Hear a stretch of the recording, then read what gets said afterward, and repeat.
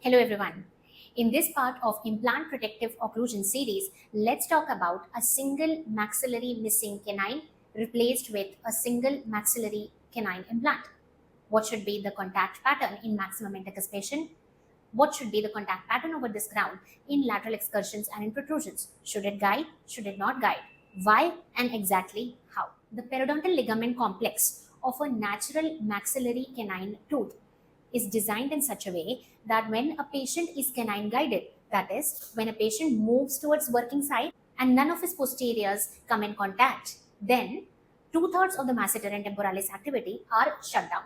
So the overall loading over the tooth as well as the temporomandibular joint and the masticatory apparatus decreases when the patient is canine guided over a natural maxillary canine. It is logical to understand that if all the posteriors keep meeting while the patient is going to any of the excursions, then all the muscles keep on firing continuously. The overall loading over the temporomandibular joint and over the anterior as well as the posterior teeth also increases in a posterior group function scenario.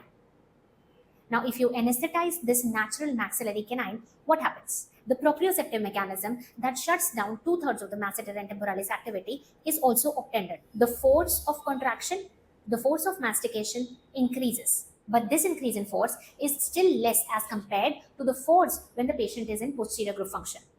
An implant has exact proprioceptive mechanism as a maxillary canine that is anesthetized. So though the overall loading when a canine implant crown is guiding is more than when a natural canine crown is guiding, but it is still less than if the patient had a posterior group function. So if we place this patient on a posterior group function, a canine implant is going to have a larger load as compared to if you place this patient on canine guidance over this implant. So yes, if you are replacing a canine with an implant that is of sufficient width and length, and the bone density is good, your canine crown should guide in lateral excursions. In doing so, we have to remember that the natural teeth have a primary movement of 8 to 28 microns in maximum intercuspation and a lateral mobility of 68 to 108 microns when lateral loads are applied to them. Now, like any other implant, the canine implant is no exception. It also does not take lateral loads very nicely.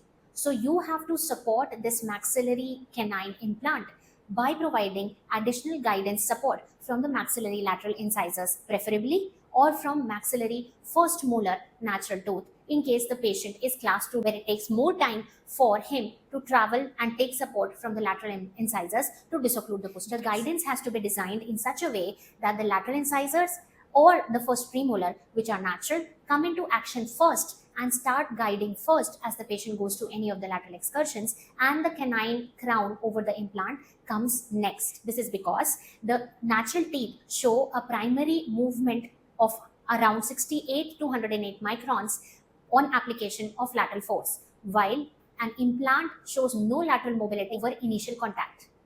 Also remember that the vertical overlap when your canine is guiding should be less than 4 mm, and the angle of inclination or the angle of guidance should be between 23 to 25 degrees. Both these measures help to keep tangential loads on the implant system least possible. We also know that the initial sudden primary movement of natural teeth within their socket ranges from 8 to 28 microns, and implants show no initial sudden movement on immediate contact. As a result, we would want the canine to not come into contact in maximum intercuspation when the teeth first meet, and meet only after the primary movement of the natural teeth is exhausted. In a nutshell, the crown over a canine implant is not supposed to contact in maximum intercuspation during a lighter bite. It is supposed to come into contact only during a heavier bite. Likewise, the canine crown is not supposed to guide in a lighter bite, and it is supposed to guide in a heavier bite along with the lateral incisors or the first premolars, which are natural teeth. The question arises, how exactly do you ensure that these light bite and heavy bite adjustments are accurate? Does this light bite and heavy bite concept work for you? It does not for me. Then how do you objectively ensure that your canines come into contact only on heavier forces and your canines guide only in your heavier forces? How do you ensure that your occlusal adjustments on any of your implant crowns, anteriors or posteriors or cantilever areas, are subjectively accomplished accurately. Stay tuned for my last video on the series to understand how exactly the occlusal adjustments are done over all the implant crowns when they oppose natural teeth, or they oppose implant crowns themselves, or they oppose full arch implant supported prosthesis or complete dentures for that matter.